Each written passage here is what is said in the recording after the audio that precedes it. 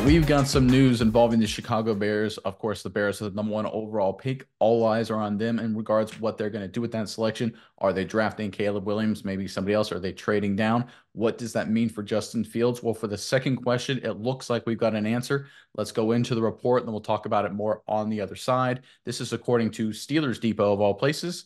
If the Chicago Bears want to trade quarterback Justin Fields, they might struggle to find a buyer. One of the NFL's biggest offseason dominoes, the Athletics' Diana Rossini is hearing, teams aren't as interested in dealing for him as the media thought. As shared by Kyle Yates Friday, Rossini said on the Athletic Football Show that Fields' trade market isn't, quote, as robust as a lot of people thought. I can tell you, I don't think the market is for Justin Fields is as robust as a lot of people thought. That's per at DM Rossini via the Athletic Football Show. All right, so this is sort of an interesting development, a massive development for the Bears in regards to what they could potentially do for Justin Fields. Miles, I'm curious what your thoughts are, but first, Bears fans in the comment section below. All right, look, obviously a lot of opinions for Justin Fields. I'm a fan of him myself, but give us your thoughts on what you think the Bears should do with Justin Fields. Should they trade him? And if so, for what? Should they keep him on the roster, whether they draft a quarterback number one or not? Give us your thoughts, what you think the Bears should do, not what they will do, but what you think they should do regarding Justin Fields in the comment section below. But Miles, give me your thoughts on this report and what it means for the Bears and Fields going forward.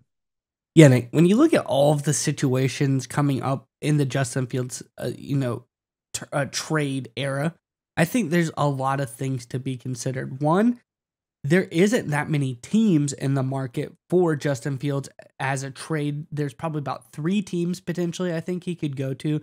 Pittsburgh and Atlanta seeming to be the biggest ones. Atlanta, the one most notably that has the most interest in him.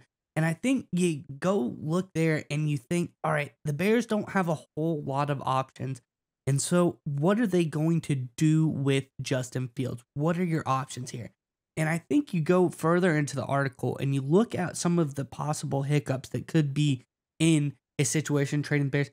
I think the asking price that the Bears have for Justin Fields, I don't think they're in a situation where they can get exactly what they want. You know, they're saying that probably a day 2 pick, so I'm thinking they're wanting like a second rounder and then another mid-round pick, like a 5th round pick to couple with that. You know, maybe a 3rd and a 4th or a 2nd and a 5th, probably leaning towards 2nd and 5th for Justin Fields. I don't know if you can get that much for a guy like Justin Fields right now, because we all know Justin Fields has some really good, highlight plays. He's done a lot of very good stuff on the field. He had that crazy rushing season. He's thrown some really nice balls before, but he's had a lot of head scratchers. I think 41 turnovers in his career already, and that's just 3 years. He has double-digit turnovers every season for the last 3 seasons. That doesn't feel good when you're a team and you're like, all right, this is going to be the face of our franchise. We're going to give up a ton of draft capital to go out and get him. So I think there's a couple options for the Bears to go. I think, they probably got to lower what their asking price for Justin Fields is. Now, if the whole NFL, if this was like the Lamar Jackson situation last year, where every team pretty much was, willing to take a look if the price was right, didn't really end up turning out to be much of a thing, I don't think, and it was really on the table. But everybody was interested, at least. Now you only have a few interested parties. I think you have to consider lowering your asking price for Justin Fields, or you stick with them, because one of two things.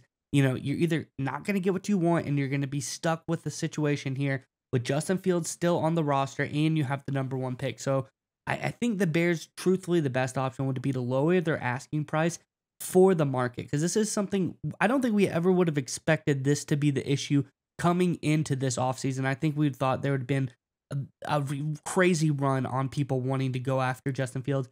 But the way things have played out, it doesn't seem that way.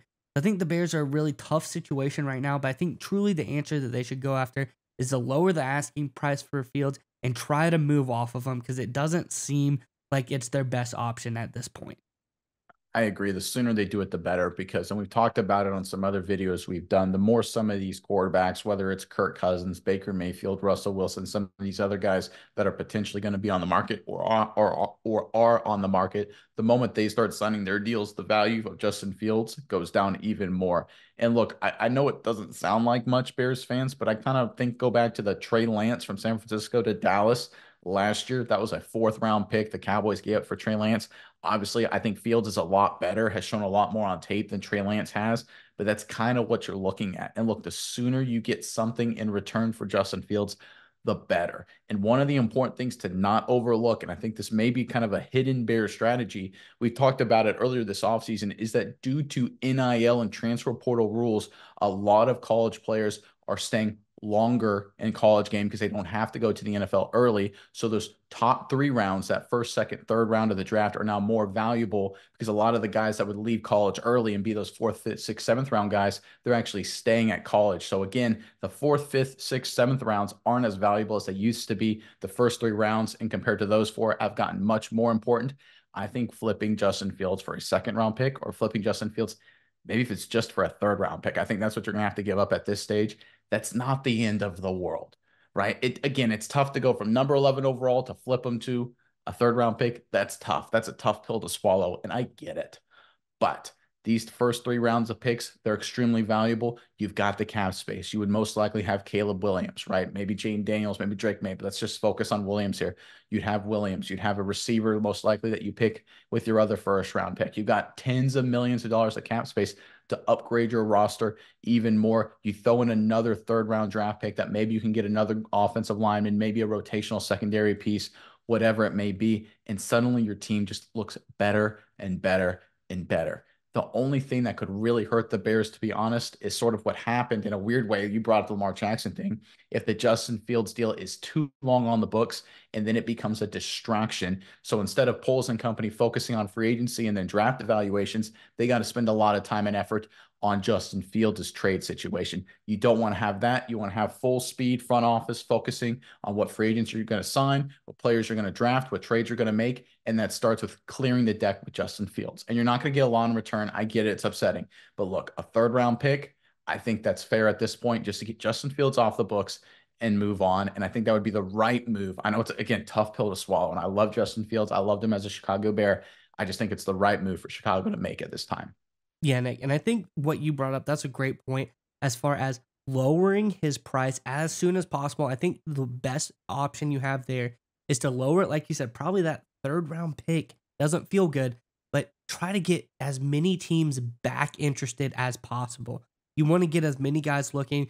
Maybe someone's like, oh, 2 picks for Justin Fields, that's not going to be in our price range. That's not what we're going to want to let go for him. But you start getting into that, all right, 1 pick, third round pick for Fields. Try to get as many teams in there as possible. Get a little bidding war going on. It's not really going to go up too much higher, but maybe you get 3 teams involved and you get a second round pick instead of a third round pick. But it's like you said, as soon as they can possibly get this done, I think is going to be the better, because like I think the point you brought up is paramount. The faster these other free agent quarterback situations get turned around, the less and less ability you're going to have to move off of them. So getting it done right now, announcing that the price is lower, getting more people back interested in his trade, that's going to be the best option for the Bears going forward. And I think Ryan Poles and Co. will probably be able to get it done.